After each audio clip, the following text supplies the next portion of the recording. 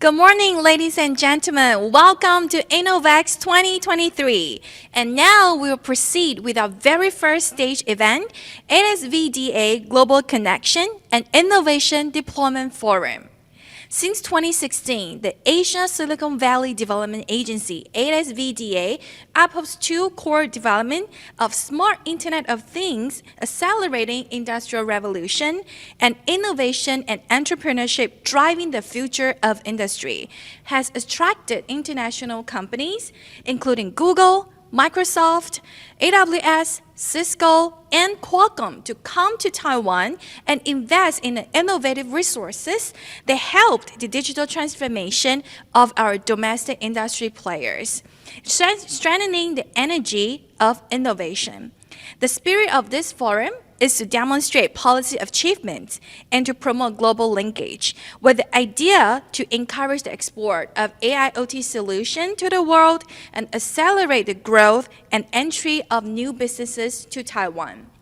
Today, we'll explore how these Taiwanese companies can venture their market southbound, westbound, and eastward.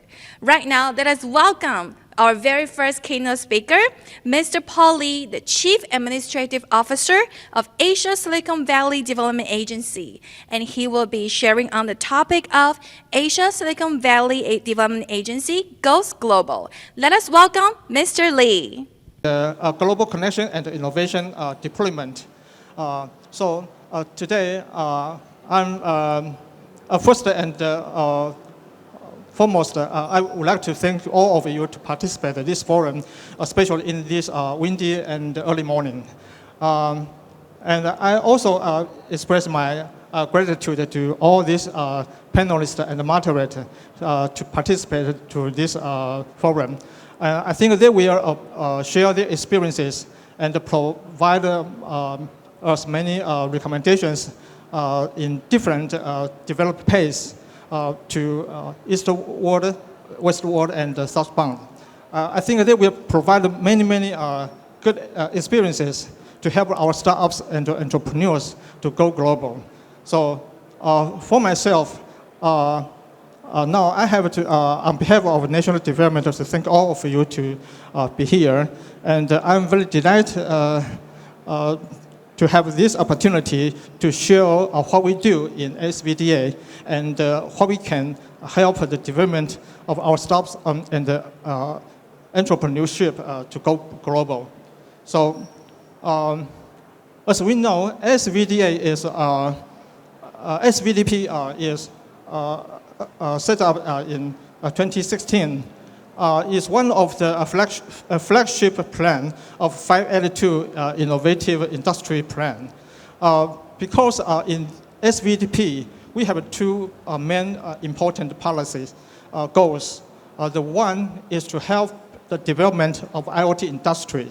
Another one is to build up a healthy ecosystem for Taiwan's innovation and entrepreneurship. I think these two goals can mutually supportive. They can help each other because many IoT industry needed the involvement of startups. On the other side, many startups or entrepreneurs, they also use the new technology or IoT technology to help their business. And on the other side, I also believe these two functions can also support other industries' development, especially just like smart machinery, medical medicine, or green energy, defense, smart agriculture, circular economy, or more. So I think SVDA is a very important platform to make the IoT industry or companies to cooperate with the startups together. So this is what we can do to help both of them to develop their business in the future. So in 2016, we announced the SVDP. At the same time, we set up 5 key performance indicators of SVDP. I think one of the most important indicators is we hope to help Taiwan's IoT production value to reach 5% by the global market share can reach 5% by 2025. And the second important goal, we hope to help more than 100 successful startups in the future. And another important goal, we hope we can foster more than 3 international level system integration companies, just like the Global Technology. Okay. So in the past few years, in terms of the IoT industry, from this chart, we can find Taiwan's IoT production value and the global market share is gradually increasing. We do not much affected by the COVID-19. From 2020, we have a very obvious increase during the pandemic. And we had reached the new high of $2 trillion last year. I think this is not an easy performance. So I think Taiwan's IoT industry is have a very good performance. In the terms of startups, how can we help Taiwan's startups or entrepreneurs to development? We can focus on 5 special aspects, include capital, talent, regulation, market, and cluster. In terms of capital, under the National Development Fund, we create a $5 billion angel investment program. And nowadays, we have helped more than 220 startups and to help them get the early stage money. In terms of talent, we promote the deployment golden card to help the foreign specialists to stay in Taiwan or landing. Nowadays, I believe we have issued more than 6,880 golden cards for the specialists to stay in Taiwan. On the other side, we also help our Taiwan's very excellent startups to go abroad. Just like now, we have 6 very excellent and outstanding startups. They go to Silicon Valley to attend the Draper University Hero Training Program. They will stay over there 10 weeks, and they can find more resources and make more connection with Silicon Valley for their landing.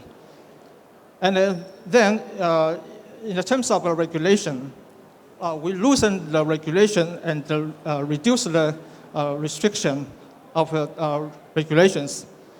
At the same time, we also help to push and promote a very new act for our startups to develop their new business.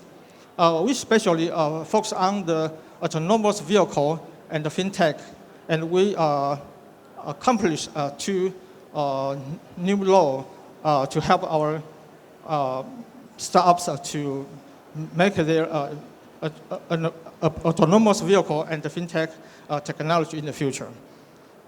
In terms of a market, we also invite our startups or entrepreneurs to attend domestic or international exhibition.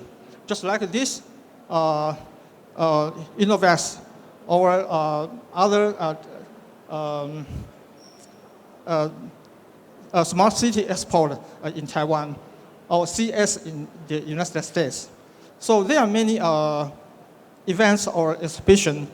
We will help the startups to increase their exposure and help our startups to go abroad and expand their market overseas. And finally, we also help we also build many cluster or innovation center for our startups to settle. Especially, we have many national level innovation center just like the TTA in Taipei and Kaohsiung, the subterraneans in Linkou or Tainan, Danhai. And we have a local center, just like the Hutoshan Innovation Park in Taoyuan. I think all of this cluster is very important because we can also attract many accelerator or incubator inside, and they can also help our startups to go abroad. This is how we help the Taiwan's startups or entrepreneurs to develop. But in 2021, we also find some new trend and the change of the environment. I think the first one is there are many new digital technology emerging, just like the AI, 5G, LEO, or other blockchain, big data, cloud, even the metaverse. There are so many new digital technologies. So we hope we can develop IoT industries to make more connection with this new technology and to provide new services. Another trend we have observed is the system integration is more and more important.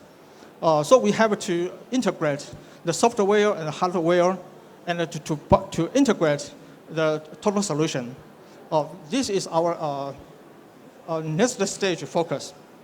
And finally, we believe that besides this IoT structure development, I think how to find some new application scenario and find some new business model is quite important. If we can create a successful model, maybe or services, maybe we can help this to go abroad.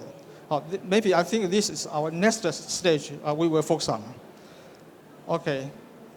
So in 2021, we launched a new plan. We call it Asia Silicon Valley Development Plan 2.0. What's the difference between 2.0 and 1.0? I think the difference is it's a transformation from startup to scale up. Because in the last stage, we focus on the foundation work. But in the next stage, we hope to help our startups or entrepreneurs to go global and to let their make bigger and bigger and global faster and faster. So because Taiwan's market is small to development, so I think to develop in overseas, I think is very important.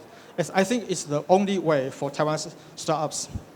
So in 2021, we remain the same goals to help the IoT industry and help the development of startups or entrepreneurs. But we have to find some new strategies because we face a new environment change or new situation. So we will focus on three different strategies. The first one is to expand the application of IoT and other digital technologies to make more connection with IoT. And the second strategy, we will focus and hope to advance the startup development environment to provide more services to our startups, even help them go abroad. And the third strategy, we hope to aggregate more information or resources to and connect many applications to integrate together and go abroad. So this strategy will help us to do many things and to help our startups to go abroad. So and we will set up 5 new KPIs for us. But we think the smart city application, I think, is very important. It's helpful for our IoT industry and the startups because both of them can find many opportunity in different fields of application in smart city, just like smart transportation, agriculture, or communication, or housing, etc. There are many examples we can find in the smart city field. So in the past 7 years, ASVDA has pushed and promoted many smart city projects. Nowadays, we have promoted more than 249 successful cases in Taiwan, almost distributed in every counties and the cities in Taiwan. And to date, we have more than 88 successful cases has been exported overseas. Yeah, I think this is quite successful experiences. So, in all of these cases, there are more than 223 cases use the 4G solution. Others use the 5G solutions. Because in this 2.0 stage, we will focus on the 5G and the AI and other new digital technologies to help the development of our IoT industries. Our startups can also use this new technology to develop their business. Okay, so because government budget and resources is limitation, so we hope that we can make more focus on some important pace, use real resources to help our startups to go abroad. So we can focus on 3 important paces, just like the Eastward, Westward, and Southbound. The so-called Eastward, I think, is come from Taiwan through the Japan and the South Korea to the United States. And Westward, we will focus on the CEE countries and go to the EU. I think this is a new path for us because we have a very active cooperation recently with the CEE countries. And the third path, we call it Southbound. I think this is an existing program. But nowadays, we believe South Asia is an emerging area. There are many opportunities for us to participate to help their construction their country. So maybe we can provide other services, just like some smart city solution for them. I think maybe it's helpful for them. Okay, so today, because we are focused on the global connection and innovation deployment, so we will focus on the deployment strategy. I think the 3 paths is very important for us. If we can find right place, use right strategy, maybe we can find a good method to enter this market. So this is why we invite 3 experts and specialists to share their experience with us in different paths. I believe in the past few years, I think right now the COVID-19 is subsiding, but we still face many big challenges, just like geopolitics, globalization, and the supply chain change, and near zero emission and the economy recession at the central. But I believe in the past few years, during the COVID-19 pandemic, Taiwan is a very important partner of global supply chain, especially in the conflict of geopolitics between China and the United States, or between the democratic and the authoritarian groups. Their conflict make Taiwan become more important. So I think we have to seize this special opportunity, and we are to expand our effect in the in global. So I think our startups or our entrepreneurs or IoT industry, maybe we can follow the step of government to go abroad. Maybe this is an easy method or strategy to use. So I think right now, Taiwan's international role and status is rising very apparently. So, and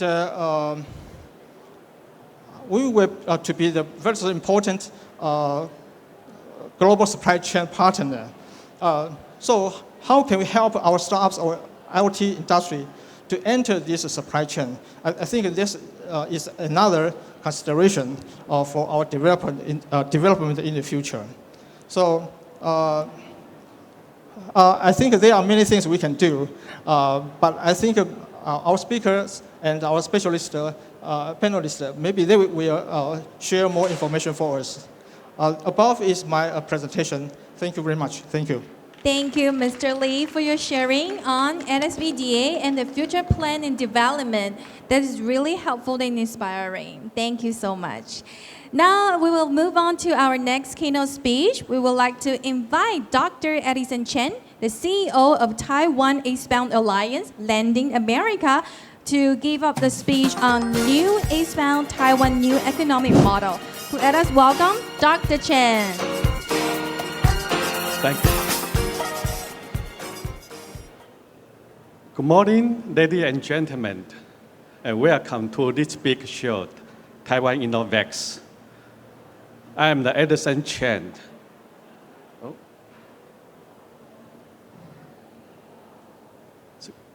好像没有放到第一页。我刚刚是最后一页。我们请我们的工作人员可能调整一下 PPT，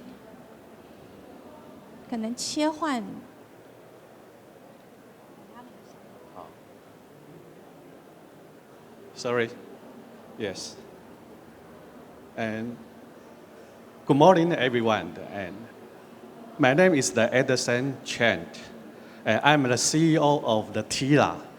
TILA means Taiwan Eastbound Alliance, Landing America. TILA is a pretty new association, and we just formed last year. But we use our innovation way, try to promote Taiwan organization, enterprise, even startup connect to the America. The America means Mexico, United States, and Canada. So today I'm going to show how TILA can help, how TILA help Taiwan go global. In global IPO market, we find this is the slow growth in year 2017 and reach the high point in year 2021. The top 5 trading market were determined by China and the United States. Nasdaq hit the historical high point with amount of $100 billion in the end of the year 2021. But what a surprise, though only 1 year later, the total IPO global market dropped almost 3 times in terms of IPO deals and IPO value. Also, top 5 trading market were reshuffled. Nasdaq, NYSE disappeared, and Korea, Frankfurt, racing instead. We can find the China IPO market, the right-hand side chart, almost 3 times bigger than United States. And the newcomer will be European, Korea, and Germany, and become big the IPO marketplace in the world.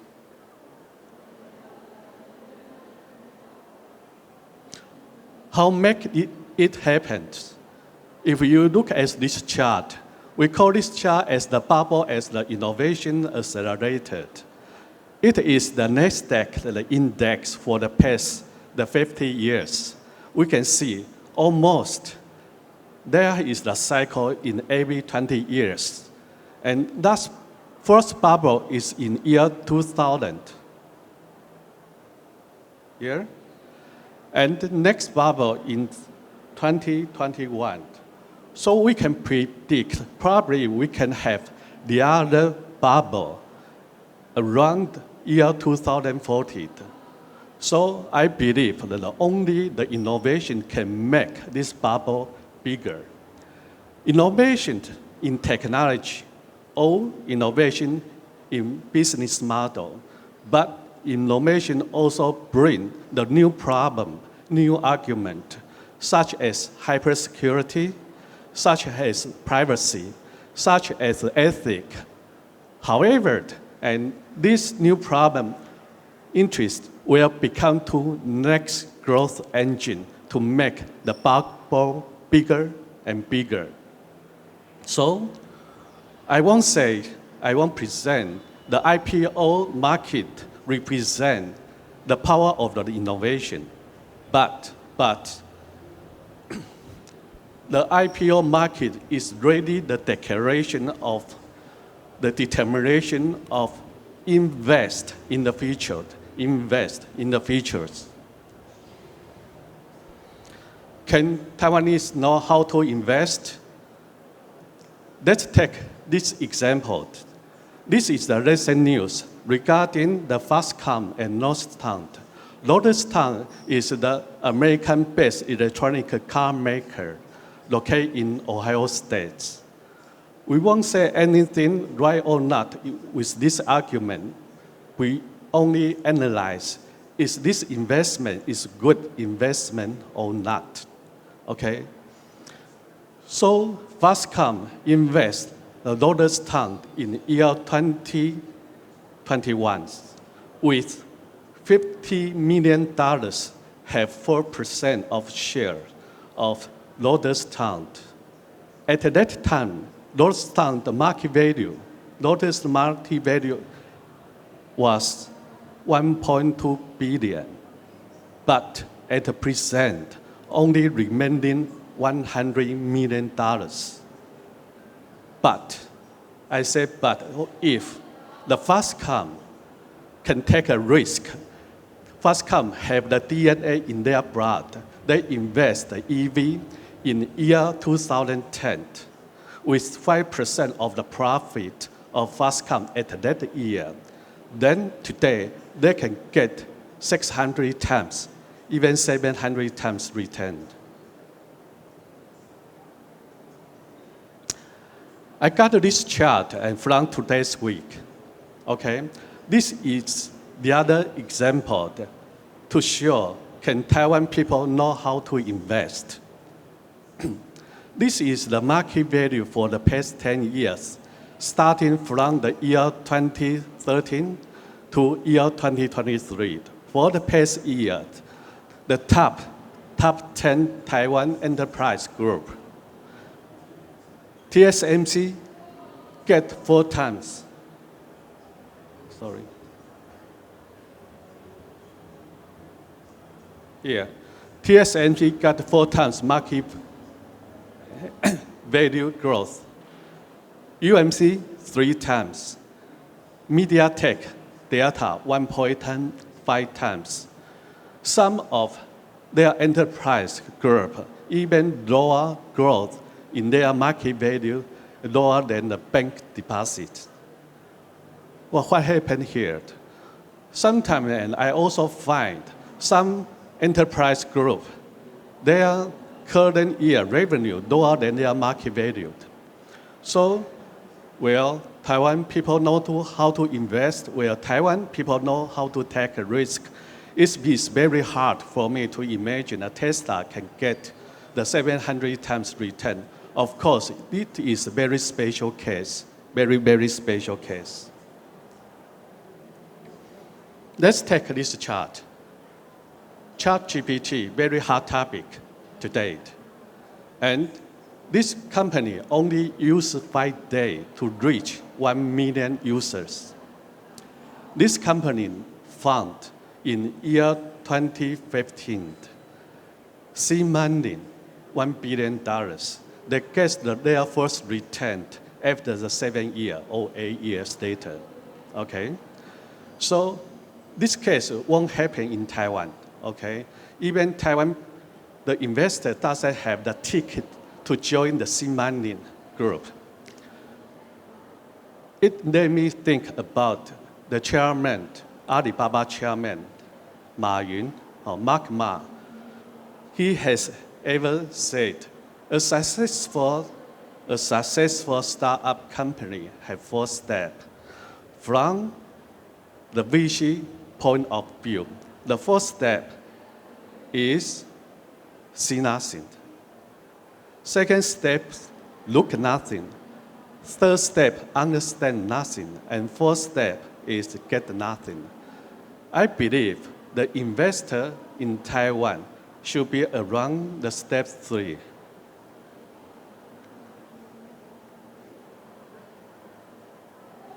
We have to admit in Taiwan, we do not have the revolution, the startup. If we specify the revolution have 4 categories. First one, evolution. Second one, secondary innovation. And third one, primary innovation and revolution. TSMC, MediaTek probably is in primary innovation, but most of Taiwan startup should be around the evolution in the secondary innovation. So focus Taiwan startup. For TILA, we are very focused on the secondary innovation because for the secondary innovation case, they have capability to challenge the worldwide cup, okay, to make Taiwan very different. But however, their market value from the VC point of view in Taiwan probably is not too high. Let me show you. So it is why and TILA have the mission for the mature company in Taiwan. We encourage them go to the America and go to the world, invest the world. Just say select USA. But for the startup, the worldwide VC and the PV can invest Taiwan. We call select Taiwan. And TILA try to promote by different methodology and the innovation way. We must have the 3 very powerful tools to make it happen. These 3 tools is called Big Think Tank, 大型智库. Second one, Big International Trade, 大贸易商. Third one is Big Investment Money, 类主权基金. So if we have the 3 tools together, we can start to build up this ecosystem. We make the long, middle, and long-term round. With these 3 tools, then we can make the talent, very important, talent pool. Then technology, then teaming. When Taiwan company go out and to America, to United States, probably they have joined together to reduce the risk. So start from the last year, and we try to establish 2 fundamental things. The first one is for the international talent. And we plan to have the TILA, the leadership, the competency school. On the other hand, for the international IPO, I work with the NASDAQ closely, very closely. And we try to have the board called Taiwan NASDAQ Asia Technology Board in Taiwan. For the company can IPO in Taiwan first. After they hit some freedom of the confidence in terms of the governance, in terms of the marketing, in terms of the channel, and sell, they can go direct to NASDAQ directly, 直通车. Just look at the news and last week, ARMS IPO in NASDAQ. Originally, England competed with NASDAQ very, very hardly, but in the end, NASDAQ get this deal. So think about it. If we can combine the NASDAQ, the finance, the IPO power with Taiwan technology, start from the semiconductor, and these two join together, we can make this board as concrete as possible. It is what the TILA thought. So I will take the one example. This example is called DGM. DGM, don't go to mass. It is the company, okay? Originally, it is a very traditional company. What they're doing is just Western oil collector, Western cooking oil collector, not big deal. But after ESG coming, totally different. Okay, this company become to the game changer in this field. They provide their business value and saying net zero with traceability and visibility. Very important. They provide value with traceability and visibility.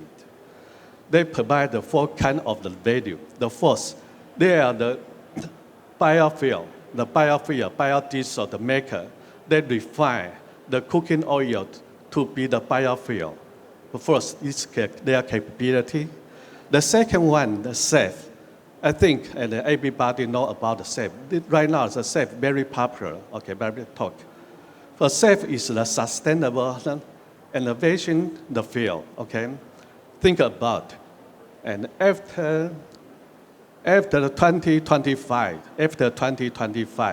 if airplane doesn't have the safe, they cannot fly. If airport do not have the capability to load safe, then this airport will not have the airplane landing. So this market is huge, pretty huge. And to avoid the greenwashing, so the traceability, carbon traceability become necessary. Also, the user and the buyer request the supply chain visibility. So the founder, Edison, and this gentleman, and find the box. This box, and we call it the smart Western oil with and the AIoT inside. With this box, they can collect the cooking oil automatically and pay the money, and also use the AI technology to check whether this cooking area have too many water or not. Okay, so this company work with very many VC in Taiwan, but the market value, the VC and in Taiwan to provide is not good enough. It's not good enough. So remember the first step. See nothing, look nothing, understand nothing, and get nothing. But for me, this is the value. I will define this company is the secondary innovation topic because of ESG. So TILA jumped in and tried to make the international team in terms of the regulator, in terms of the marketing, in terms of the channel, in terms of the sales to help this company. Because this company have three tech together: food tech, ESG tech, supply chain management tech.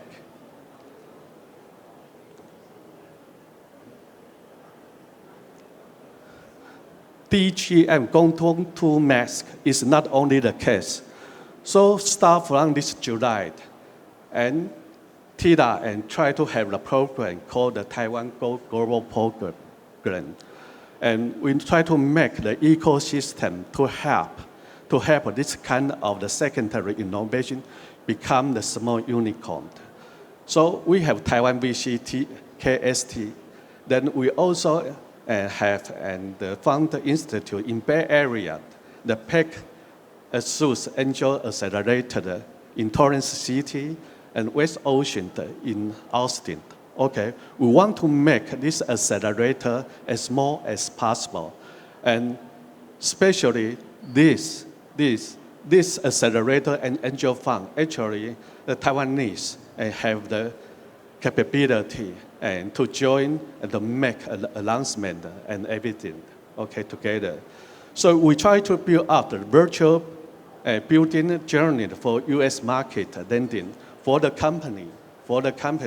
If they have the capability, if they have the ambition, we want this company and make the American thought, the United thought, as early as possible, from the mindset, from the pitch, from the operation, from the everything.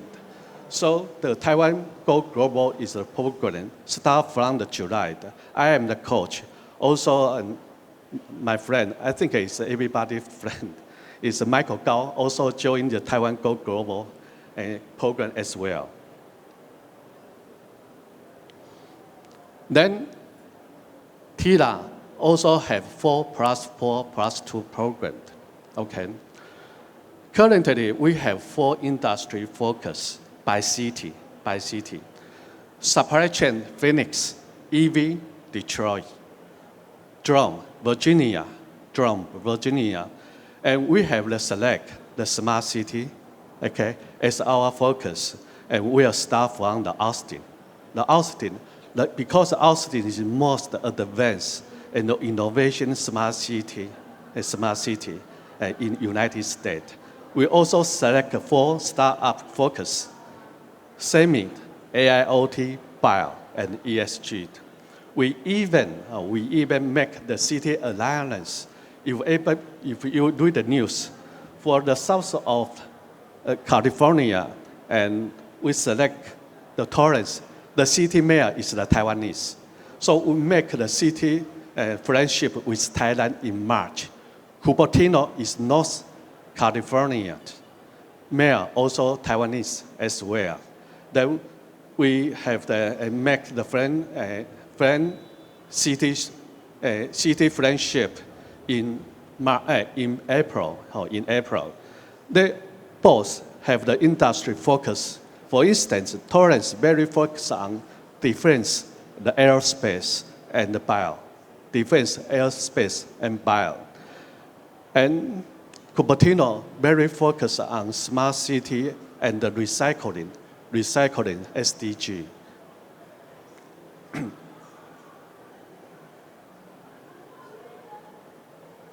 So this is the last chart.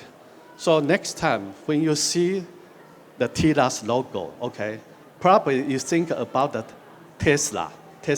Only one word difference. Actually, I make by purpose, okay? But when you see the logo next time about the TILA, please think about the Taiwan Go Global.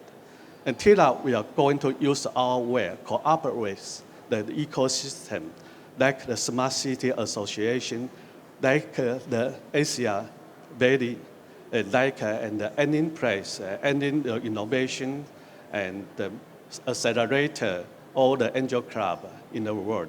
And I believe, use our way, use our different association, we can make the Taiwan different and make Taiwan go global strongly and quickly. Thank you. Thank you, Dr. Chen, for your sharing on the vision of TILA, and also what are the strategies that we can make use of to go to America and to pitch America. Thank you once again. All right, and let us move our next keynote speech. We would like to invite Dr. Eric Chang, Chairman and CEO of Glory Technology Service, Inc., and the topic he will be sharing will be the strategy on overseas emerging market of smart city, Glory in SC infrastructure. Welcome, Dr. Chang. Good morning, gentlemen, ladies and gentlemen, and also thank Paul. So I'm Eric Chang of the Glory Tech. So I would like to share with all of you about my experience in the southbound market but also not only southbound. Recently, we also move on to more further market of overseas. I would like to introduce myself very briefly. I'm a CEO and a co-founder of Glory Technology, and I'm also the vice chairman of Taiwan Smart City Association. So I see some friends here. So I'm so much happy because 12 years ago, I'm also a startup standing here. So, and every March of each year, for example, this March of this year, so we also have a Smart City Forum here. So I would like to say, if anyone of here, if you have any interest of Smart City emerging market, so please, you can also approach me. Then we can discuss and how to co-work together. And this is my major shareholder of my company, is MIC. Okay, so we work together to go to overseas market since 2016. Okay, my company is the ICT system integrator, so-called SI company, but I set the strategy to smart city emerging market as a so-called 3SI strategy, system solution and multi-services. So I define the smart city market as this picture say, you can see in the disaster prevention, also intelligent traffic transport, or so-called ITS, or green energy and utility, and also ICT infrastructure such as fiber to the home, and so on, you can see. But finally, I decided to go to southbound market. So I try to settle down my concentrated topic as here, intelligent transport system, and also smart city infrastructure, and then smart green energy and disaster prevention and relief market. Since I set the market strategy here, then I need to find some global partner first. So as you see, I need to talk to some company, such as French company Thales, or Siemens, or Japanese company Mitsubishi. That's the first strategy I go to southbound market, because I need to work with a giant enterprise to move on first. That's my first strategy. And then I also set some milestone for my company. So I try to approach the potential opportunity in overseas market, such as railway industry, airport industry, freeway ITS, and smart city infrastructure, also fiber to the home project, and the smart grid program. Smart grid is recently, since 2017, Taiwan Power Company also started this program for Taiwan. So I learned from TPC project, I learned a skill, and I move on to the overseas market. And then public safety and security market. And basically, I will concentrate on Japan JICA ODA project. Sometimes it's a PPP or PFI project or ADB project. This is another strategy. Maybe I can share with you later in the discussion panel. Okay, I bring Taiwanese supply chain together as one team. Then we move on to southbound market since 2017. I think our price and also capability is very competitive. But we are first time to southbound market. So I should consider several kinds of risks, such as political risk, contract, regulation, or human power resource, and other local uncertainty issue. So, if I think about all of this risk, I ask myself, still I'm competitive or not. So I need to do more homework for my team. So first I try to introduce you. I concentrate on ITS market in overseas. So such as the Thailand Red Line, this project already completed. And also Philippine Manila MRT Line 3. And 2020, I awarded 2 contracts for car startup and also Naida Metro project, I work with French company. And last year and this year, so we are doing Macau LRT maintenance project. And now I'm still join tendering for US Miami and Orlando International Airport. I work with the Japanese team. So this is the first project I did in southbound market, so-called Thailand SRT Red Line project, phase 1. I work with Mitsubishi Heavy Industry and 17 Taiwanese company of Taiwanese supply chain. So we set up together as one team, A team, so-called A team. So we moved to Bangkok. And 4 years construction period, now is totally completed. So if you have a chance to move to Bangkok, you can try the Red Line. It's a very good transportation system. And I think for ICT portion, 80%, more than 80%, we are using the solution product from Taiwan. The Red Line is, you can see, from the rain seat and to Bang Sui, this is phase 1. And next step, we will come to phase 2. Also have other potential opportunity as you see. And this is what we have done. The driver in the train actually is not a driver, is my employee over there. Because the 2020, the president of Thailand, we will try to test the whole system. And this is the project in Manila, MRT 3. Also, this is the existing line, so we can only do the job in the nighttime, because daytime still need to do operation for Manila people, citizens. So we must complete the job before 5 o'clock in the early morning. So very interesting project. So this is the route map. And all the people here you're looking is my company's employee.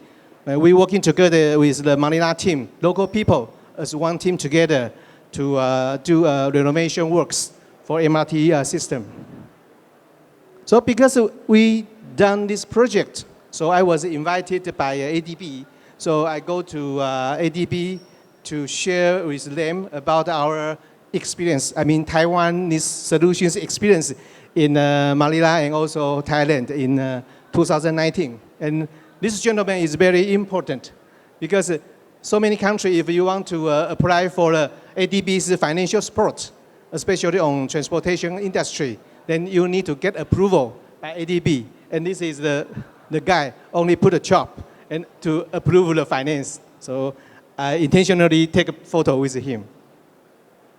Okay, so I want to share with you a short film about these two projects.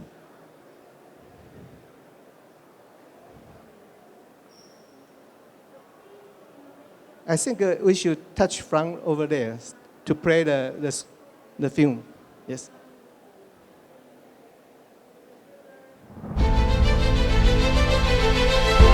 Actually, this film is done by IDB to help promote. 车辆穿梭轨道，串联城乡来往交通。泰国 SRT 曼谷捷运红线成功通车，复制的正是台湾捷运及高铁轨道通讯成功经验。台湾系统整合大厂黄辉科技，凭借过去10年与国际龙头企业跨国合作经验，以创新商业模式串联台湾厂商，将 MIT 产品与技术输出海外市场。而谈起输出策略，黄辉科技执行长大方分享8字箴言：台湾练兵，进军海外。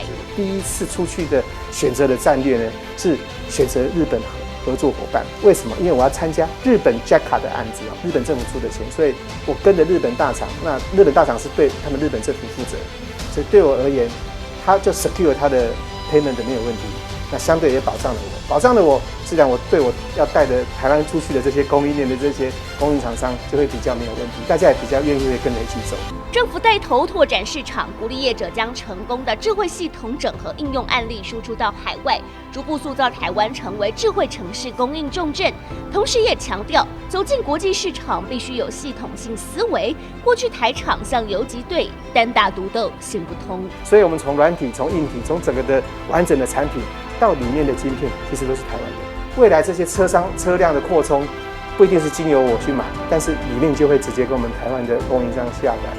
那他们就知道说，哦，原来新南向只要你商业的这个模式策略对了，是可以赚到钱。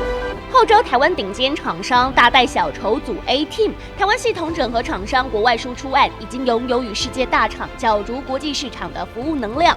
尽管在全球 COVID-19 疫情肆虐期间，台湾队仍缴出亮眼成绩，展现超强应变能力。过去3年，我们在前瞻基础建设里面也有智慧城乡的一个计划，所以我们这样淬炼下来，台湾在智慧城乡相关的系统整合已经可以有输出，慢慢的输出了，对，负担下一波系统整合输出的这个使命了哈，因为一波一波来嘛，所以我们认为下一波应该是我们系统整合，在智慧城乡方面的系统整合的相关的输出。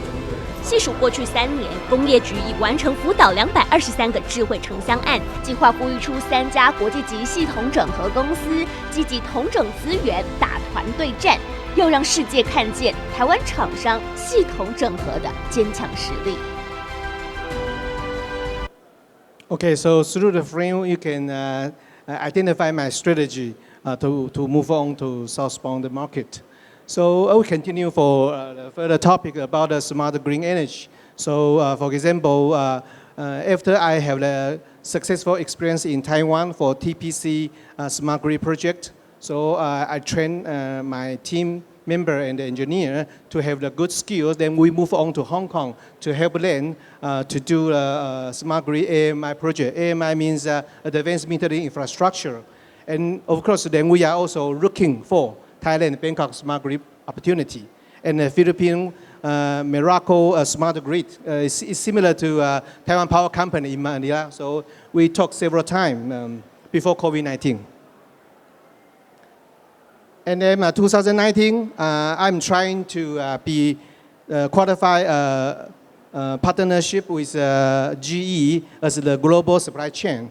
So then I joined a Taiwanese project with GE, such as Datan project in Taoyuan and also the Xinda power plant project in Kaohsiung. This is what I'm talking about, TPC's Smart Grid AMI project, Advanced Metering Infrastructure. Then we go to Hong Kong next year. So this is my employee in Hong Kong. We are doing the smart metering installation and also the communication network design and engineering and the installation. And then for smart city infrastructure, we are trying to join some special business model. We are promoted FTTH, fiber to the home, PPP. PPP means public-private partnership. So we should invest on our own. So that's the reason why I say my company is doing 3SI strategy, system integration, and also solution integration, and also multi-service. We can do investment by our own. So we trying to join the Taipei City PPP project, and we already built the fiber to the home network for Taipei City. And then we use that experience, then we move to Myanmar. We make a presentation to the Yangon City Mayor, and the mayor is very interesting about our proposal. So I remember we make a presentation in 2019, and then the mayor ask we stay Myanmar, Yangon 2 days, because next day they bring my team to fly to Naypyidaw to meet their Minister of MOTC to talk about Myanmar Railway Bureau to work together, because we want to use their railway as our communication backbone to design for our fiber optical network. So we try to promote to Myanmar and also Nepal. And also we join Singapore Singtel project Singapore tried to build the Smart Nation project since 2010 and to 2025. So we are still helping on that project. And also we join the Philippine Smart City program. So we set out one team in Taiwan, and also we cooperated with another team in Manila as one team that I will show the picture. So this is the Taiwan, Taipei City FTTH fiber to the home PPP project. So we award a contract 2012, and then we should complete and also do operation until 2036. So this is the network. So you can take it for reference. This is a configuration of the communication network. Then we use this project, very completely successful. So I'm doing the sharing in 2019 in Monaco Smart City Forum to share with the international market about our successful reference. So this is a Myanmar Yongkong project. We try to use that the successful model to duplicate to Yongkong City. And this is Philippine Manila Smart City project. We work together with the MIC and also Manila's local team as a team before COVID-19. And then for disaster prevention rescue, we want to help Vietnam about, they want to set up the Ho Chi Minh 114 emergency center. 114, it means 119 in Taiwan, or in United States it's called 911, but in Vietnam it's 114. So we help Ho Chi Minh City and also Hanoi. They want to plan for AOC center. So we joined Taiwan's NFA project about 10 years. The system built up and operation, then we use that experience. We try to move on to Vietnam and help them. So we do the planning and the initial design for them. This is the configuration of the disaster we are doing for Ho Chi Minh City, such as EOC, integrated system. And about the future opportunity for potential.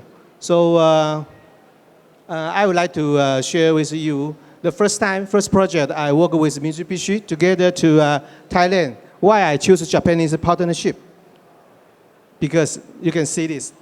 I get this picture from the Japan Nikkei Economical magazine. So I take this picture as the explanation about my strategy. From the Japanese enterprise position, they think Taiwan and Japan is very, very good to working together as a collaborative partner. So if so, then I can use their mindset to have discussion with them. Then we work together. So this is the first reason why I'm trying to work with them. Another reason is I joined their JICA program to award some project. Okay, this is my global SI partner strategy. So I think all those enterprise, giant enterprise is like a shark. I'm the pilot fish, A team around the shark. It's like MHI or Siemens or GE. I just work with them and move on to overseas market. But I hope one day, even my company or my A-team partner could grow up as a shark. That's my further market strategy. Okay, so the further strategy is to work with more global partner as one team, like Thales or Siemens. Yes, this is my share. Thank you. Thank you so much, Dr. Chen, for sharing glorious experience to the South. This is really inspiring. And now let us venture westward and welcome Mitch, the managing partner of Taiwania Capital. The topic that he will be sharing will be the Central and Eastern Europe, connecting to the green field of Europe. Let us welcome Mr. Yang. Hello. Thank you for giving me this opportunity to present our experiences in going to the CE region. Somehow I feel that I'm in some sort of beauty contest, going against the recommendation of going east and going south. So I'm here proposing going west, leapfrog, bypassing China and all the way to the CEE region. So let's start, and you guys will be the judge to decide whether I do a good job or not.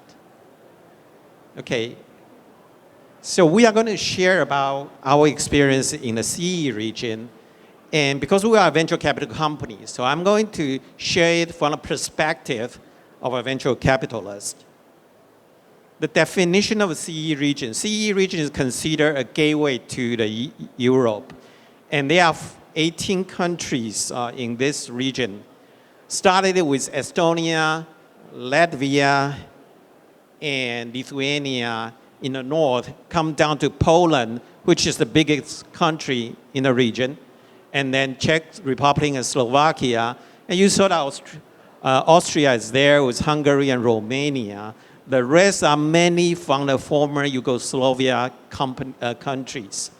The region constitutes 50% of the Euro population. It already generated 44 unicorns since 2020 because we are venture capital, so we have to talk about unicorns. And because of the requirements, because of two wars, a war in Ukraine, and the other war is the trade war between China and the rest of the world, right? So there are requirements for companies to build their supply chain in the European countries, and many countries like Germany will ask their supplier to bring their supply chain to their factory to the CE region.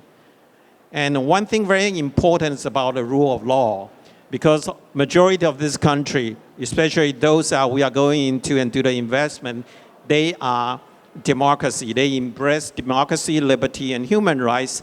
So rule of law is the norm in those countries. Everybody here knows that rule of law is extremely important. Look at what happened in Hong Kong.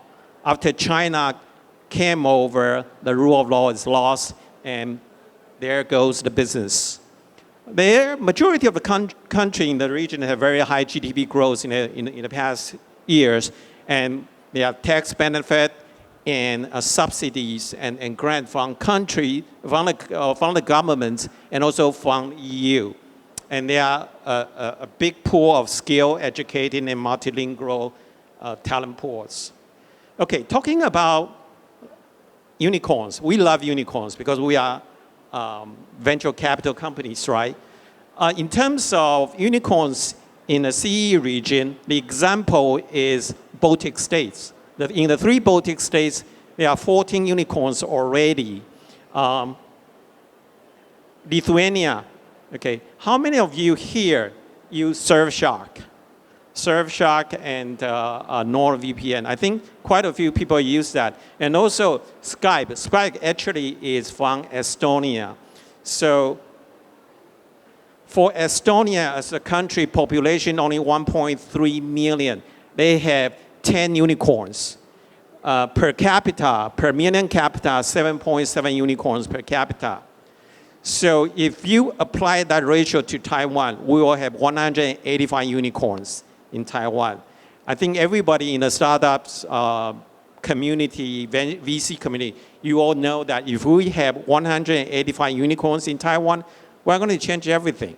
And people will say, well, TSMC, well, they are okay. We have a lot of other unicorns. So these countries are very, very special. But it's not just the Baltic countries. Oh, by the way, when Taiwanese love to say Baltic countries as 波罗的三小国, 3 small states. But I have looked into all the literatures. None others have talked about them as 3 small states. So next time, when you talk about the 3 states in Baltic, please say, 3三小国, 把它拿掉, say 三国就好了, okay? 不要 say 三小.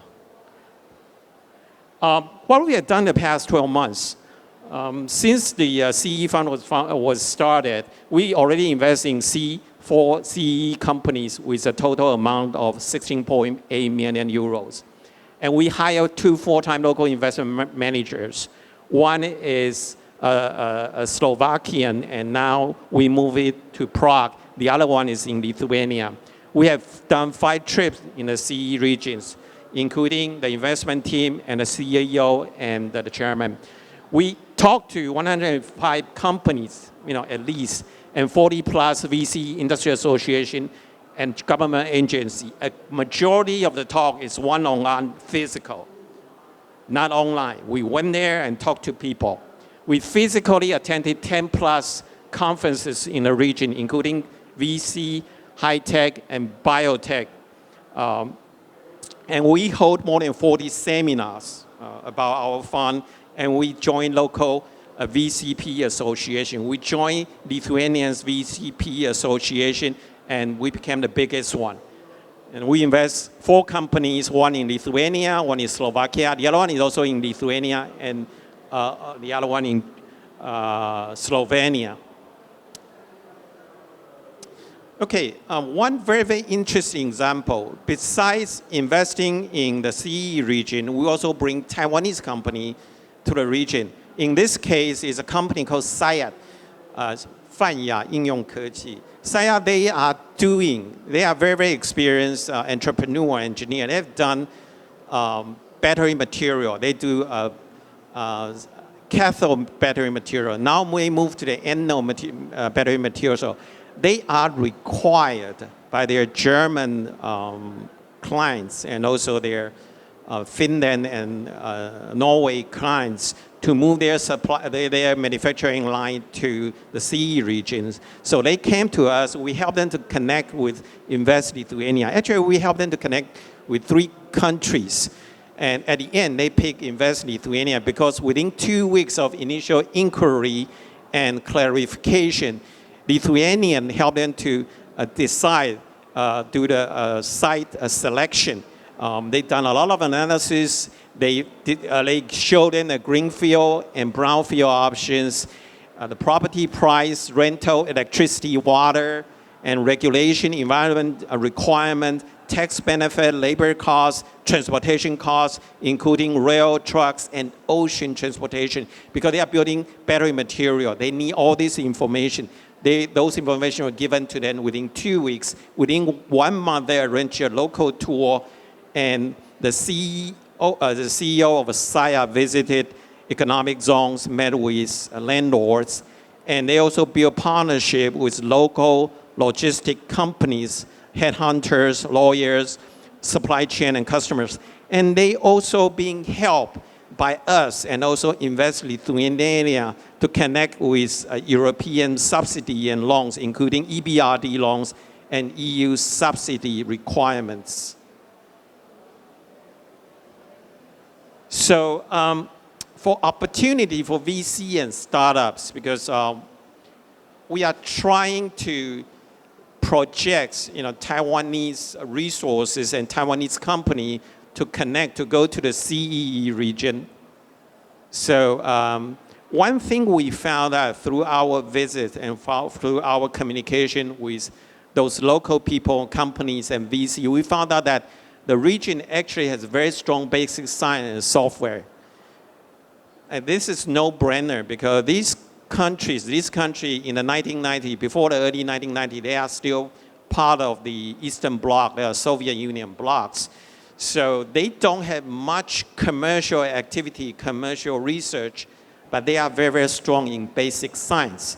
So those basic science and research become the foundations. And they have very strong life science, biotech, medtech, and health tech sectors. We are a little bit surprised.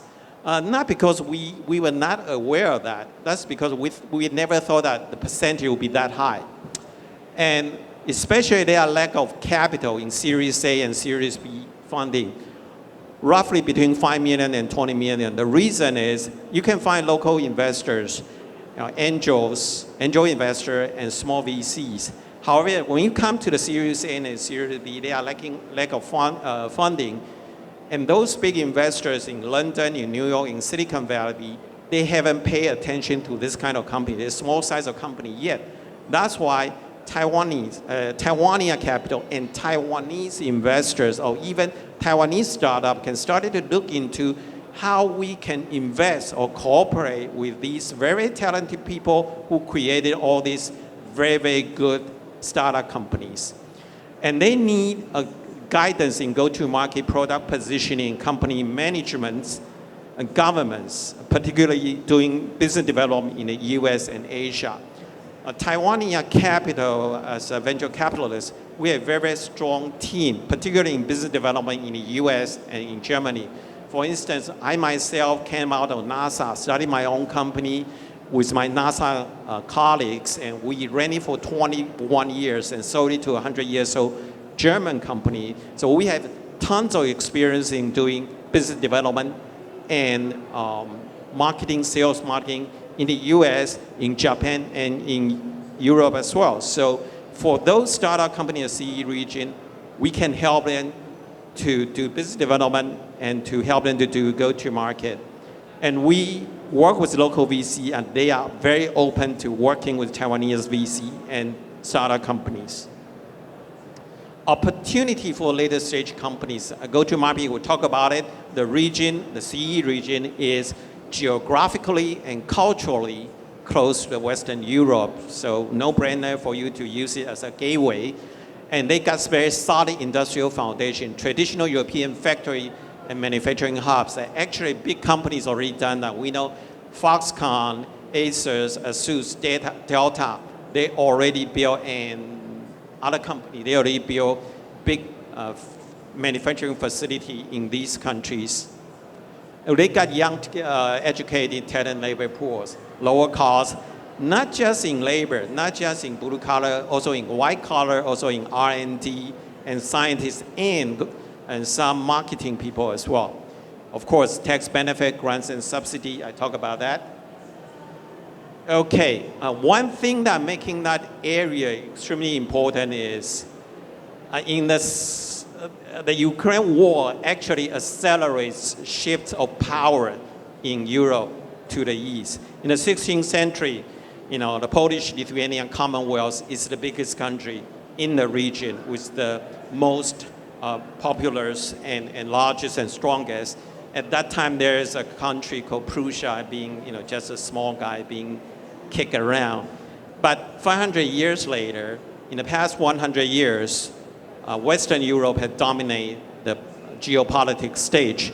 I believe that, we strongly believe that because of the war, because of what happened right now, the geopolitics, the history has changed. In a short period of time, I believe in the next 20 to 30 years, it's going to happen. The CE region is going to rise because the power is being shifted, the geopolitics is changed. History is no longer the same. Modern Marshall Plan for Ukraine. After the war will be over. It shall be over. Once it's over, then there will be a second Marshall Plan started for Ukraine. But it's not just for Ukraine, actually for the entire region. For Poland, for Czech Republic, for Slovakia, for Baltic states, for Romania. And I believe, because Americans putting most of the money, right? So they are going to dominate, they are going to decide. And Taiwanese will go in. We'll go in with Americans to do the investment. For us, for Taiwania, we are going to invest in the small company, start company, and making them very strong in every area, including system integration. We want to get involved. We want to get involved in the reconstruction of Ukraine and beyond.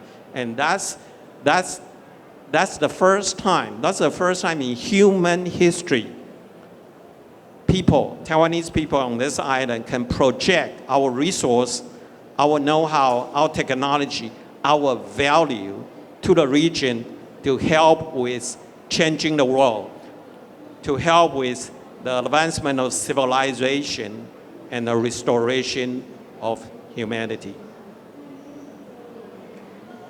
Okay, the CE Fund. Okay, sounds exciting, right? The CE Fund was started last year. The fund itself is 5 years investment, 5 years management, and it's sponsored by Taiwan National Development Fund. And again, it's enhanced the partnership between Taiwan and the region. It's between Taiwan, we invest in Taiwanese company, also invest company in the region, but they have to build relationship with each other. They cannot just stay in one region. They have to go to Taiwan, a Taiwanese company has to go to the CE region.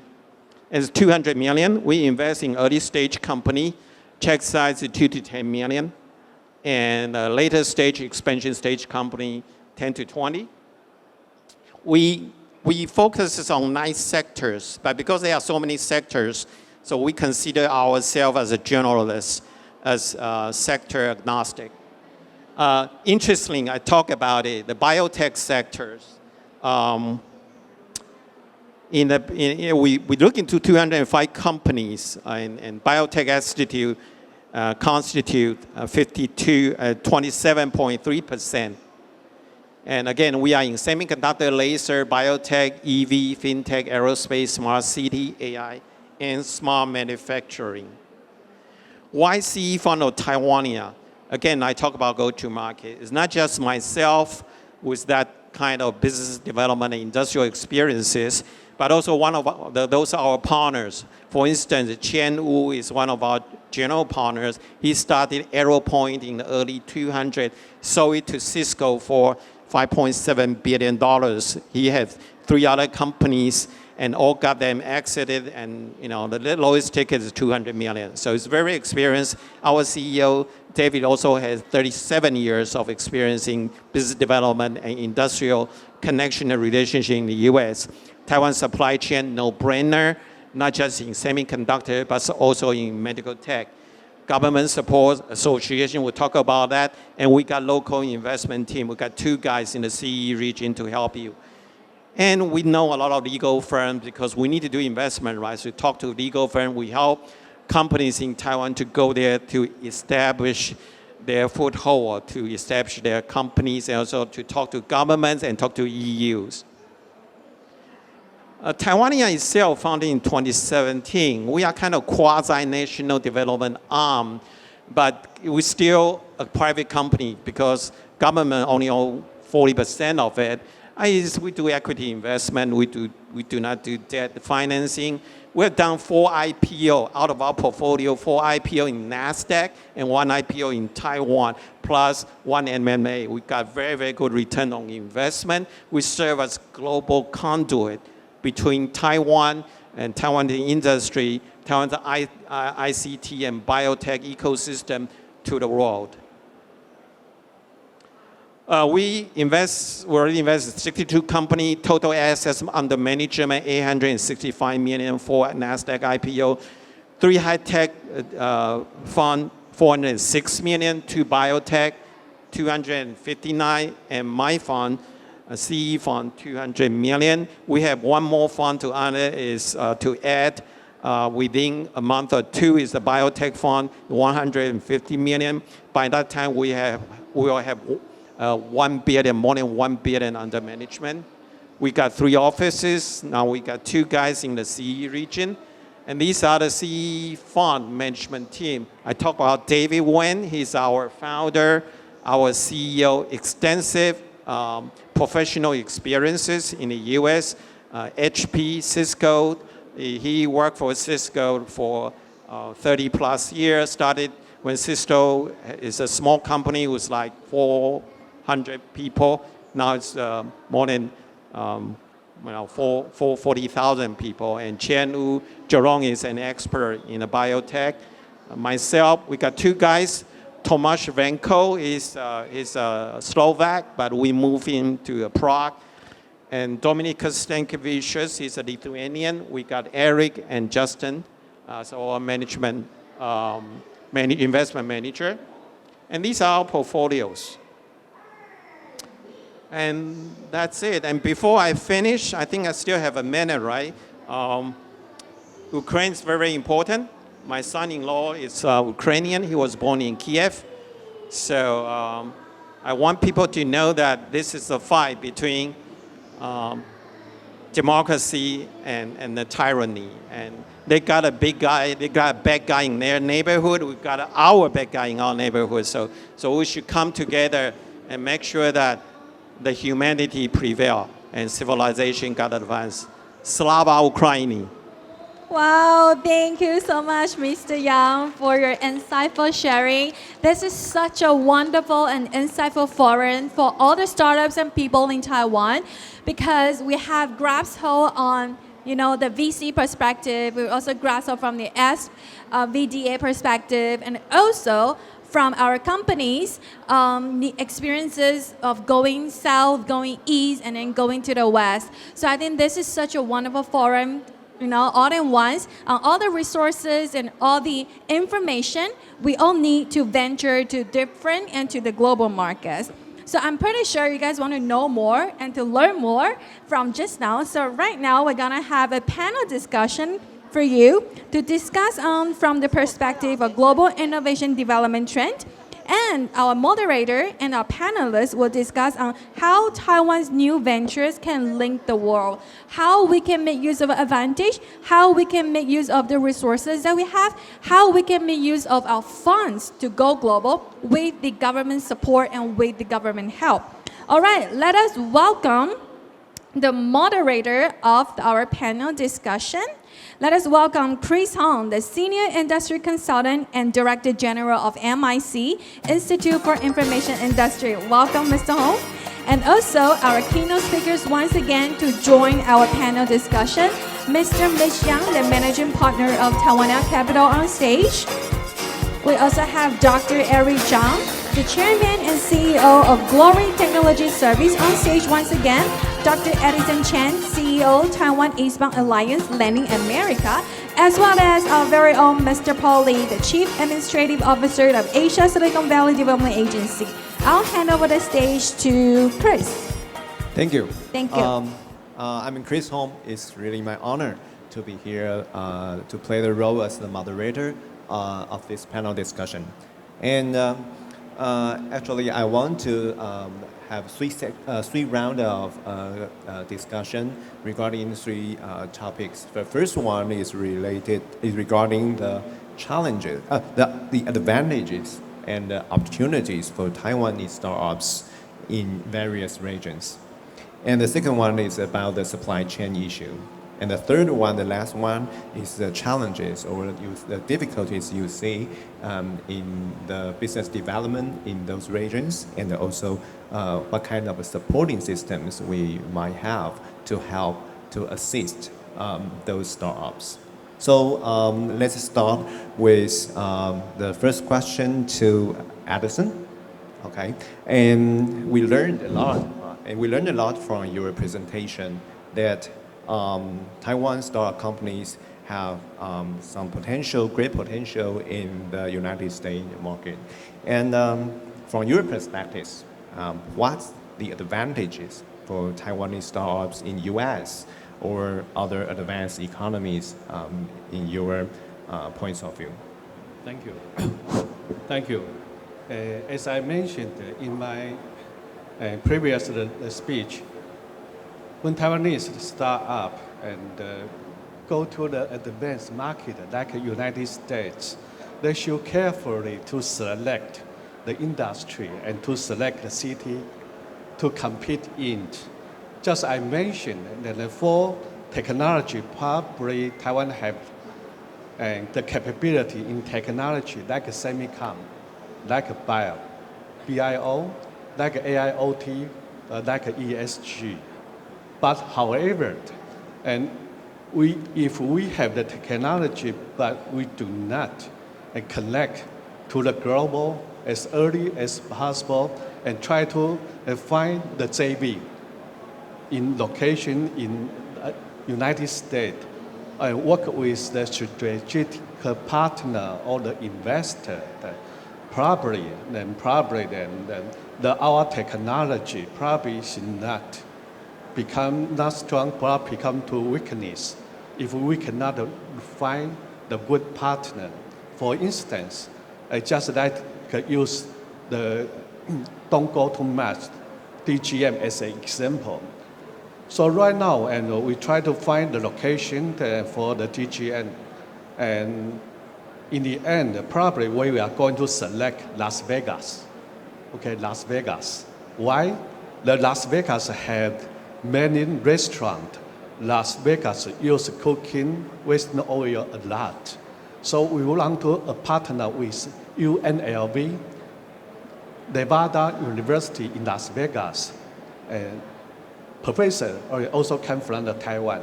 We want to make the first step over there and to make the DGM as strong as possible to connect local resource. Thank you. Thank you, great. Thank you, Edison.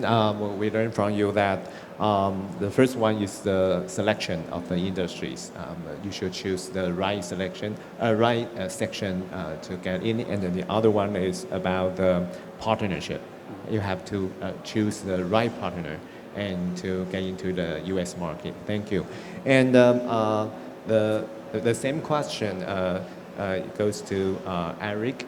And we know that I learned so much from your presentation that we know that you have a lot of great achievements in new southbound countries, or especially the Southeast Asia. And as the previous startups, and so do you see any opportunities for Taiwanese startups in new southbound countries, and what's their advantages in that area? So, as my company's experience, so when we first time to move to southbound market, so I should say that for Taiwanese ICT technology and also product, including components, actually is quite good and functional. Also, the quality and also the quotation cost. We are very competitive, but I want to provide some suggestion to the new startup company if you want to move on to the not only southbound area, the new country or the new domain of emerging market. You should be careful about some risk I just mentioned in my slides about the political risk in the local area, also the contract, the international contract, trading, regulation, and also the human resource, not only local issue, also global market, a lot of uncertainty issue there. So I will say before you buying the ticket to take the plane to the other country, you should do the homework first. It really is a really hard homework. Not only buy some books or pay money to buy some marketing investment papers. That's not enough. You should really do the very, very deep homework. Otherwise, you will meet a lot of challenge you cannot imagine. Yeah, thank you, Eric. I have the follow-up question for you.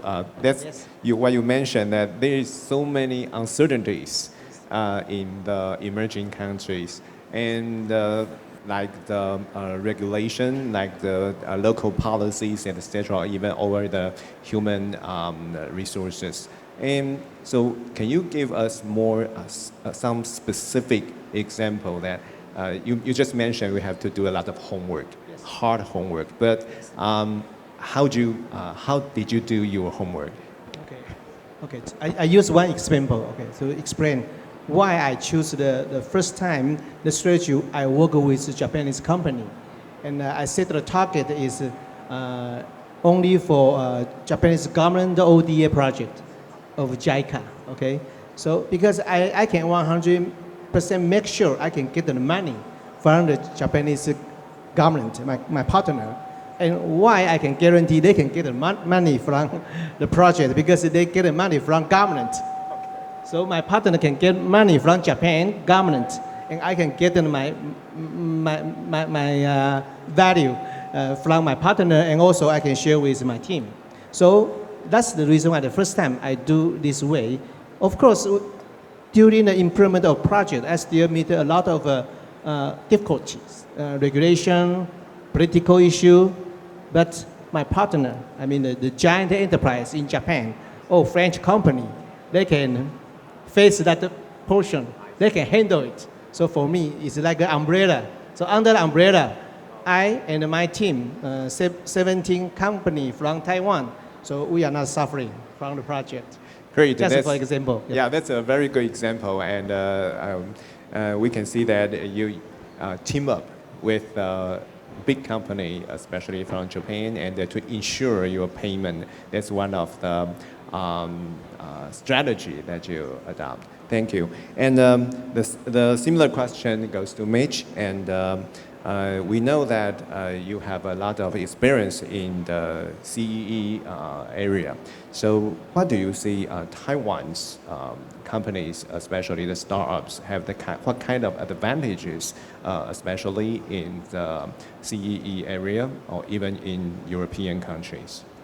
Okay, for Taiwanese startup company to go to the CEE, the Central and Eastern Europe, the advantage depends on who they are. I know Taiwanese are good at software, but basically the strengths in Taiwanese software, many in the firmware part, layer 1, layer 2, and layer 3. And when it comes to the user interfaces, we have good users experiences. Actually, European companies are much better than that. So, for instance, a Taiwanese company, there's something to do with electric vehicle. They end up with working with a software company in the CE region to complete their onboard software and also the handheld software, because that company in the CE region actually is a Lithuanian company. They have done the human interfaces for Ferrari. So if you got someone doing human interfaces for Ferrari to team up with a Taiwanese company in software and hardware, you probably come up with something pretty good. So the other thing is for Taiwanese company, of course, we are very good with ICT and some material. The company that I mentioned in my presentation, the SIAT, they know how to do the material, produce the material for battery, right? So they know how to go to the region to build a factory to supply those battery material to their clients in Germany and in, say, Finland, in Norway, in UK. And Taiwanese company that small or big, startup as well. If you want to go to the CE region, you know that the thing you produce could be electronic, could be some materials, some stuff. If it can fit into the EU supply chain demand, so it's a good timing. It's a good timing for you to look into that possibility and bring our own strengths to the region to fulfill the requirement of the local governments and EU.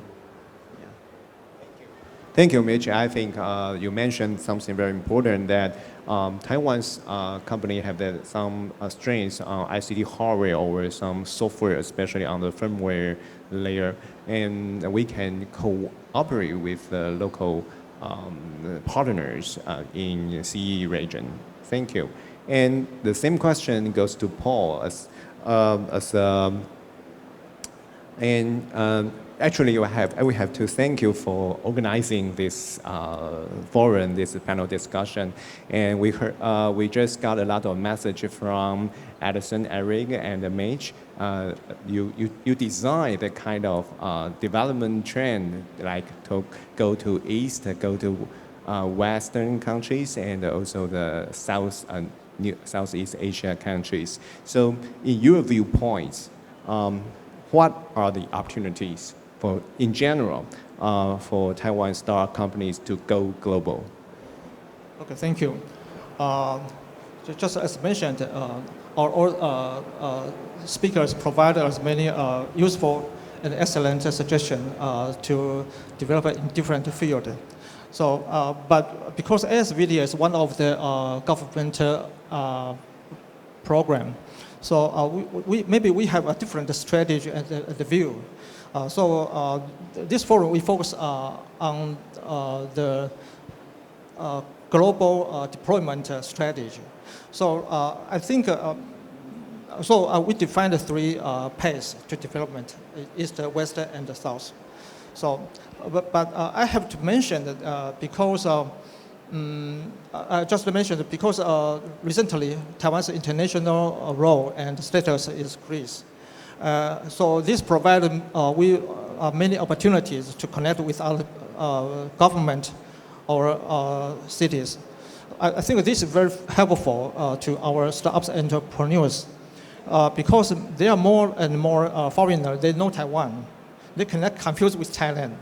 So and this gives us a very opportunity and trustworthy to cooperate together. I think this is our advantage first. And the second, I think Taiwan's, we have a very strong manufacturing ability. And we have especially capability to solve problem solving. And I think our startups and entrepreneurs are very flexible, resilient, and they're good at innovation and application. So I think these characteristics maybe can help other countries for their development. So I think this is another kind of advantage of Taiwan. But I think from the view of ASVDA, because I know most of Taiwan's enterprise, more than 98% are small and middle-sized enterprises.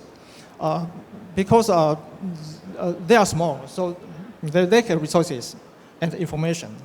So in the terms of ASVDA, we hope we can provide, we cannot cover every area or fields, but we can provide opportunity and information to help our startups or entrepreneurs to go global.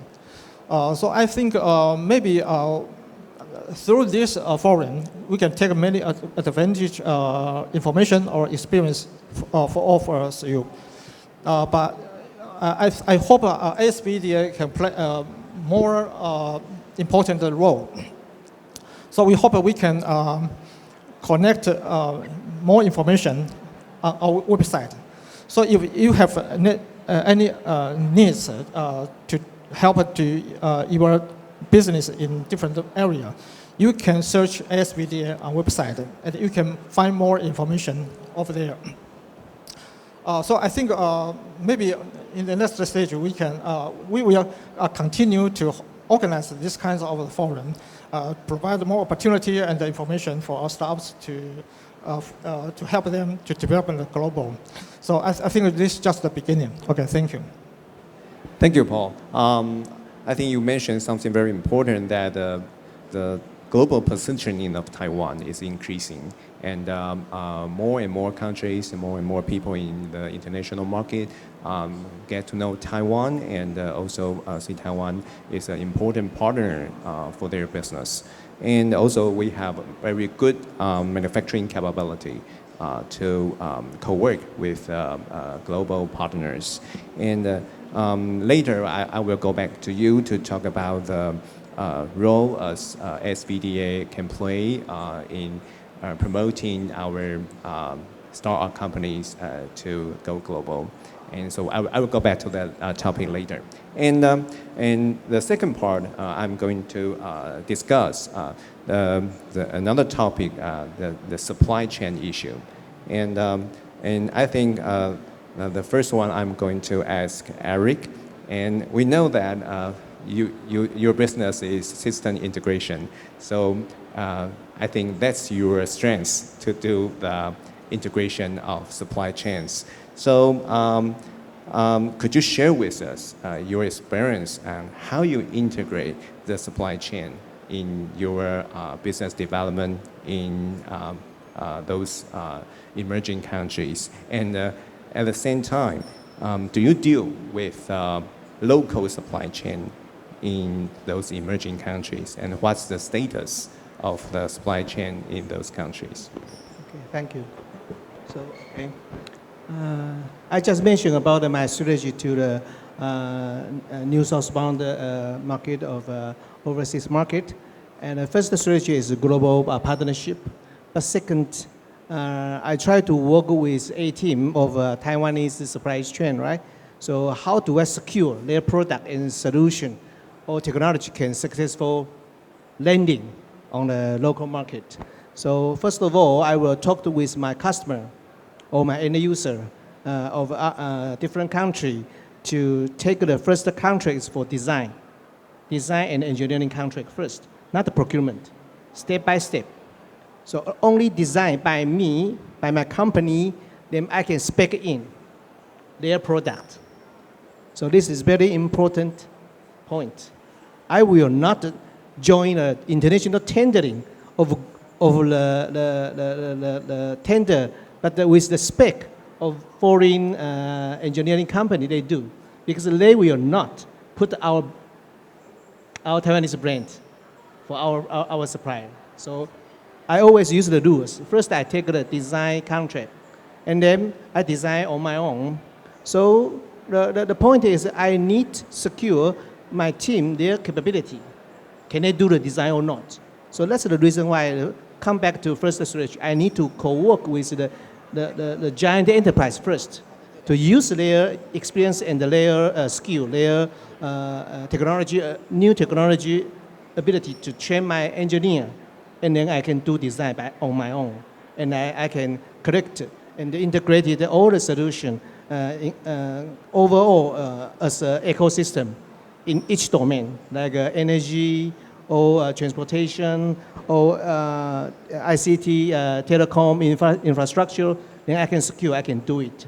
And third, then I need to co-work with local partner for local installation and construction, because each country or each city's local regulation is different. So some city, they will protect their labor market. So that's a homework. You need to do it. And how to approach such kind of local market to get their resource, that's very important. So sometimes I go through my customer, I mean the end user in each city. Sometimes they will make it aware bridge B2B. Now we are doing, right, all the time in international forum. So go through this way, then I can successful to bring Taiwanese supply chain to well and successful landing in the local market. Thank you, Eric. And the similar question goes to Mitch. And as you mentioned, as we know that actually we are not so familiar with CEE region, and so for Taiwanese companies, especially the startup companies, they would like to go to CEE region, go to the European countries. How can they cooperate with the local supply chain, in your opinion? Okay, CE region is pretty new to Taiwanese. We've been there for sightseeing, for tourism, right? Quite a few of us been to Prague. It's a beautiful city, but we know little about the country in terms of technology, in terms of industry, in terms of what they're good at in production.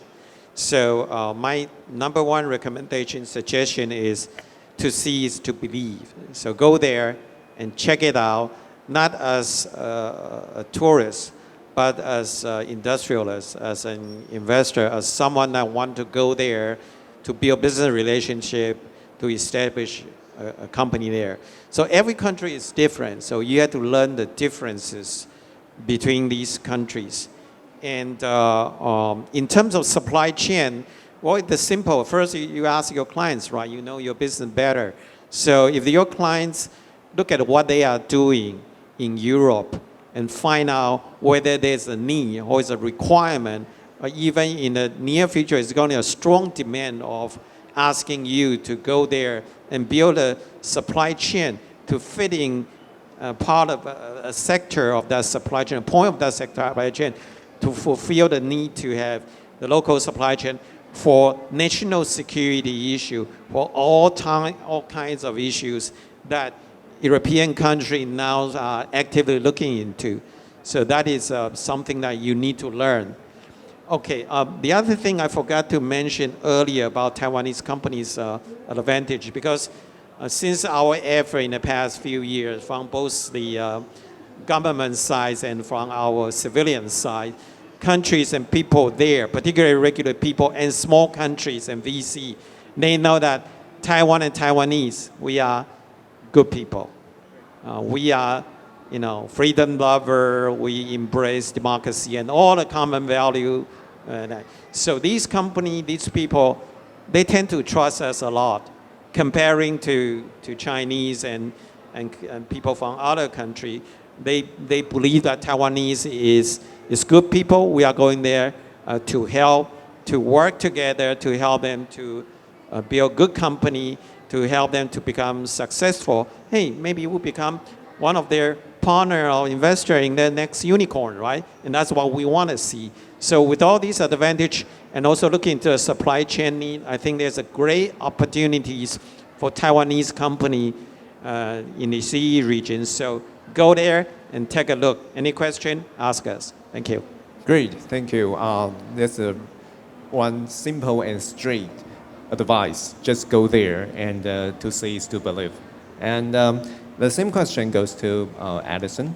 Yeah, probably Taiwanese people know America better than CE region. But still, we have the same issue regarding the local supply chain. Do you have any suggestion for Taiwanese companies to co-work with the local supply chain in the United States? Yes, and I can give you 2 examples. And I just mentioned, we do the city alliance with the Torrance City. When the city mayor, George Chen, come to Taiwan, and I work with him carefully, and I even draw a picture for the city development for the next 10 years in one PPT. Okay, and we start it with the Cheng Kung Daxue, because Cheng Kung Daxue is pretty good in ESG and aerospace. So we leverage the Cheng Kung Daxue, UCLA, and the USC, and 3 universities, and join together and try to help the Torrance City. So based on our plan, so the next year we are going to set up the business working space in Torrance City, first step, okay? And after the first step, probably half or years later, we jump to the step 2, which is accelerator, incubator, okay, next step. Then the third step is we call the R&D center in Torrance City. And fourth step, we plan to have the Cheng Kung Daxue branch in Torrance City. So we're doing it step by step because we are not familiar with the United States supply chain. We should do it very carefully. And the other example is they have one very good startup company, and their partner is request them to go to the Korea and go to the Philippines to develop their business. So they even ask, we can build up and the JV. And interesting thing is the Korean partner ask, and this company startup should over the 50% of the share of this JV. Okay, and for me, I told him that this is too risky because you do not know anything about the supply chain over there. You wait and take a look, observe. Probably a couple years later, then you can set up the other company had more than 50% of share. We should do it step by step. Thank you. Thank you. I think we learned a very important lesson that if we have to co-work with the supply chain there, just as what Edison and Eric just told us, step by step, do it very cautiously, carefully. And actually, I'm going to the last part of our discussion. And we all know that supply chain issue is one of the challenges that our startups go abroad, go global will face. But other than that, we see not only the kind of challenges we have, just as Eric mentioned, like the regulation, local policies, or contract issues, etc. We have a lot of things to do. when we have to go abroad. And so, so I think the first one, I would like to invite Mitch to give us some of advice. Yeah, in your opinion, what other kind of challenges that Taiwan startups might face when they do their business in CEE region, and most importantly, as a leading venture capital in Taiwan, do you have any resources? You just mentioned earlier in your presentation, but if we can have more specific elaboration on how would you assist or help our startups to deal with that kind of challenges? Okay. In terms of supply chain, that startup companies from Taiwan go into the CE region to fit into the local supply chain to play an important role and also to play a money-making role, right? You want to be profitable. You want to make a lot of money. So again, you had to study the ecosystem, the understanding how it works in the region. One example is that battery material company that we are investing into, we also bring them to the CE region. We have then talked to 3 countries, Lithuania, Slovakia, and the Czech Republic. And all 3 countries are putting a lot of effort just trying to lure them in, to give them the best condition, agreement, whatever, best for them. And at the end, they go to Lithuania. But, I think both Slovakia and the Czech Republic have done a great job in trying to win the business, win them there. The reason is they know that the material that SIAD is making is extremely important. SIAD has a grand goal. At the end, they want to produce up to 50,000 tons of anode material for the next generation of lithium battery that could be using EV and energy storage. And that actually would count for 30% of the need of entire Europe. Think about it, if your country, being Lithuania, if you had 30% of the battery material, anode material of the entire Europe's need manufactured in your country, I told the ambassador and minister of economy of Lithuania, I say, if you win the business, if they decided to manufacture that in your country, so when the Russian wanted to invade your country, trust me, you don't have to ask. German will send in their tank battalion to protect your country. So it become, again, how we call it in Taiwan, 护国神山, right? So trying to position yourself, find a good position within that region is very, very important. But again, you have to the bravery, you have to have the gumption, say, yes, I want to go in, I want to do the investment. So again, decision making, knowing what you are facing, knowing the critical point of that supply chain is extremely important. In terms of going there, I think these countries they all welcome Taiwanese companies to go there. So work with our embassies in those countries and work with their investment bureaus. And usually our embassy in those countries will help you to connect with the right people. And Taiwania capital can help as well. That's exactly what we did for SIA and other companies. Okay. Thank you, Mitch. Yeah, that's why we want to know that if we want to go to CE region, yeah, I think the first stop we can go to Taiwania, go for those kind of good advices. And I think a similar question goes to Eric. And you just mentioned a lot of the kind of risk you faced in the emerging countries. But I'm curious about another topic, that's the culture shock.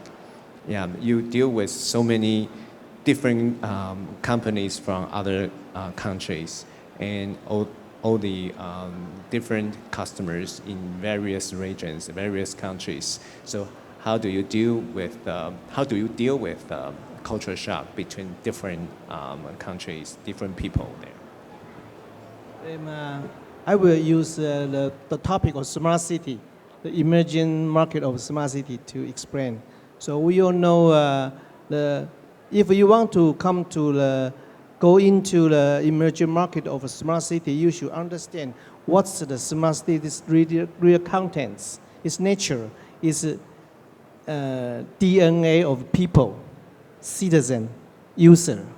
So the first of all, you need to know, stand on their side. Same in Taiwan. So different domain, different user, you should know them. You should understand their language. Their language, not only the real oral language. You should know them. You should know what's their need, NEED, needs. That means you should know each criteria of the end user or end customer. Then you can well design your product or your solution, or I can do the right design, do the right thing, right design, use it in the right place, in the right market of each city. If you cannot catch the point, even though your product is very good, very functional, even the price is very low in here, but for the new market, maybe nobody want to use it because you don't know them. You don't know them, then you will use the wrong place. This is the first. But I want to emphasize a second point is about the standard. Of course, besides the local requirement or regulation or code, the standard is very important. You must do the homework. I use one example to say I'm doing the ICT for communication product. I want to sell a radio solution. You should know the local people, what kind of standard they use it. If they follow the US standard, then you should sell the radio solution with P25 code. If they want to use the European product, then you should use the European standard as the Tetra. So it's different. Same, I want to sell some good product from Taiwan to US airport. Then I should ask my supplier of the Taiwan's ecosystem, you should follow the FAA requirement because the international ICAO code is not enough. So such kind of homework, you must do it before you are trying to sell out to your end customer. So the homework of understanding of local people and the local end user and customer is very, very important. Great, thank you, Eric. Yeah, to know the people there, to know the standard there, to know the regulation in those countries. Thank you. And the similar question goes to Edison. And we know that Taiwan startup companies, they have to go global. They have to build up the connection with the global market. And in your opinion, what's your suggestion for our startup companies? If they, anything to be strengthened? Thank you. And I believe, and it is very important for every entrepreneur or startup know their core capability. Okay, core capability. It is why, and I try to establish the school called Leadership Competency School. From my perspective, and we want to make 7. We want to make 7 competency. Okay, I call this is the VECTA, VECCTA, VECTA. VECCTA, vision, emotional, charm, courage, temperament, energy, and attitude. Okay, we want to develop these 7 kind of the competency for the startup entrepreneur leadership. From my perspective, most of the startup entrepreneur in Taiwan and lack of vision, lack of courage, and lack of charm. Okay, so if they like to compete with worldwide, we need to encourage and train their personal leadership capability. It is the first one. The second one, we want to make the global connection as early as possible. Not only the market and not only the capital, but also including the mindset, including the opportunity, operation, also governance. If we cannot train them as early as possible, when they recognize, they can compete in the world, probably at that time, well to date. It is my perspective. Thank you. Thank you, Edison. So the last one and the conclusion, I think, will go to Paul because we just collect a lot of opinion, advices from our speakers. We know that ecosystem is important. The global connection is important. The core competence of the entrepreneurship is important, and then also how to know the people, how to know the standard in those emerging countries. So, from the viewpoints of ASVDA, I think you already play a very important role to help Taiwanese startups to go global. So what's your plan and what kind of resources you are going to use to help to assist our startups to go global? Thank you, moderator. I think SVDA is a joint plan with many ministry of Taiwan's government, including National Development Council, National Technology, Science and Technology Council, and Ministry of Economic Affairs or Digital Affairs at the Central. I think there are many existing programs to help our startups or entrepreneurs to go global. But in the next stage, I think we have to pay more attention to how to collect and cooperation together, to set up a clear goal to go global, and we can use raw resources or limited budget to help our startups to go overseas.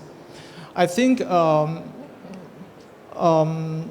can we use a little power to expand to be a big influence? I think this is a great strategy.